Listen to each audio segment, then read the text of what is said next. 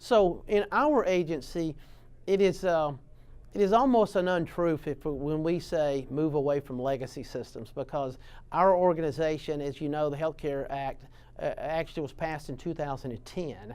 We didn't write our first line of code to 2011, 2012. So even in the worst case scenario, hardware and software in our case is 7 years old. So that's really not technically legacy out there.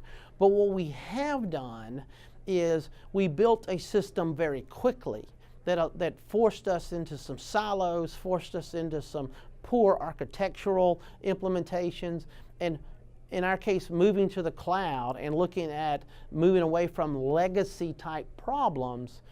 We think the cloud is something that's going to allow us to be able to do that. Also from a legacy point of view, really mentality of what is good and what is bad, because what we think is good today, the approach was a little bit different on that 6, 7, 8 years ago. So the cloud, for example, there was a fear of the cloud because of a concern over security. That fear doesn't exist anymore. Or if it does exist, it is probably based more on a lack of information and understanding than it is a lack of actual security.